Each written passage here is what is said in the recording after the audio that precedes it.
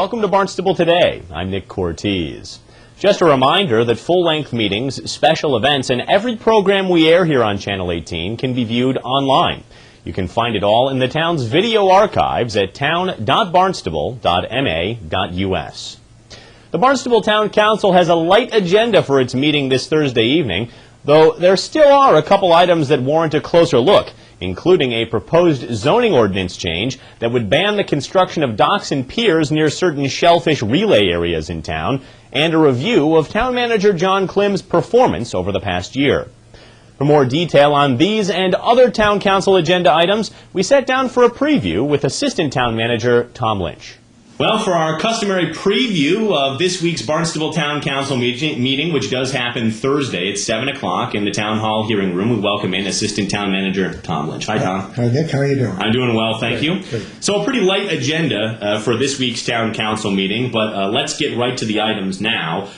First of all, the two items under old business are interrelated. The first one, deals with the creation of a permanent shellfish relay overlay district for certain coastal areas in town. Tell us a little bit about this. Well, I think, first of all, this is kind of an interesting procedural matter for the public to observe, because when they look at the agenda online, they're going to see two very, very similar items, and probably say, well, gee, you know, they practically look alike, you know, and wording.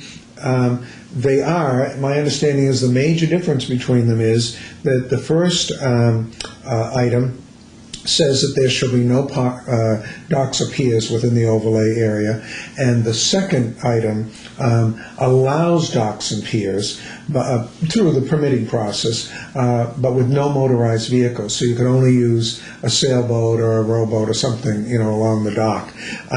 So those are the two competing areas. So procedurally, the first one will be presented. If that passes, then it will somewhat make the back one, the second one, moot, unless they choose to amend it, the first one in some way.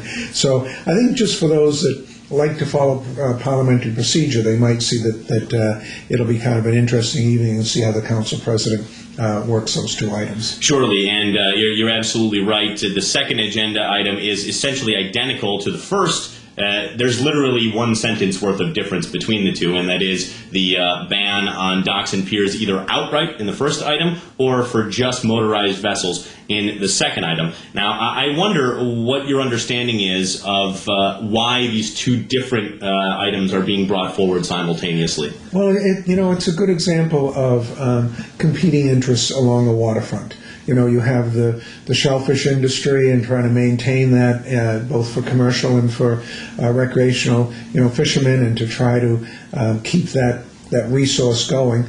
Then that clashes naturally with the recreational side of things, where property owners who own waterfront property would like that kind of access to the shore and to their vessels, and to be able to get out to perhaps a mooring or whatever. So I think this is.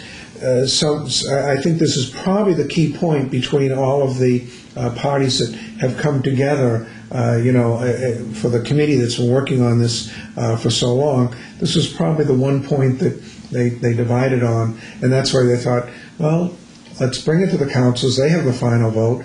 They'll be the ones to set this policy, and we'll put it before them. They'll know that these two items are there. If they want the docks and piers in some capacity for non-motorized vessels, then they'll vote down the first one and go for the second one. All right, now let's move on to new business here that the town council is going to be dealing with. Pretty easy stuff, I think. A couple of gift acceptances.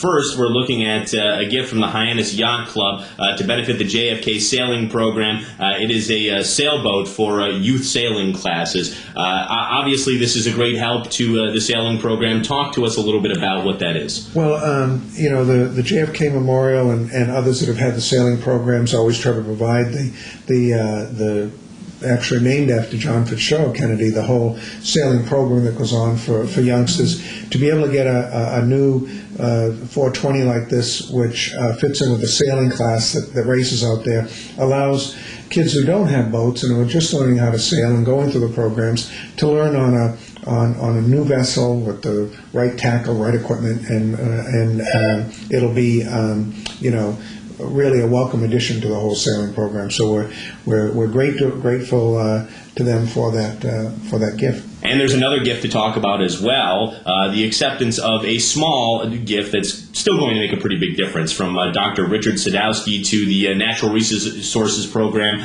at MEA to continue their education of youngsters about the native turtle population. I know a little bit about this program. Tell me what you know about it. Well, I actually had experience earlier this week at the Marston's Mills Village Day where a natural resources officer was there and from the town had 3 or 4 different tubs set up with different types of turtles. Kids were just fascinated with them. They were all over them, touching the turtles and patting the turtles. And they had, which I think this program is going to help too, a dozen or so the diamondback terrapins that Peter Auger and others have been working so hard to preserve out in, which they're one of the threatened species out on Sandy Neck.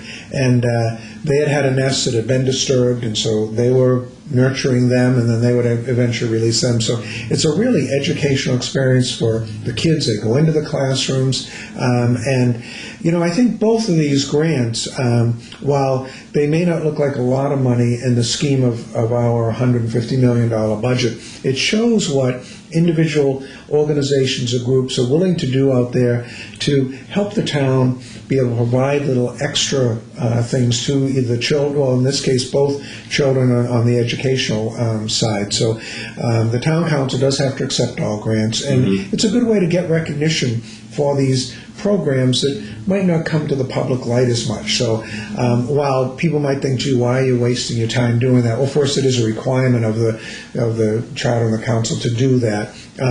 But beyond that, it really does highlight those activities and generosity of so many citizens out there that help this be the town it is. Sure. And the final thing to discuss here, Tom, is the scheduled performance review for the town manager coming up on Thursday evening. What can you tell us about what we can expect from that? Well, I know that, per the town manager's contract and the charter, the town manager gets an annual evaluation. So that is scheduled and directed by the town council.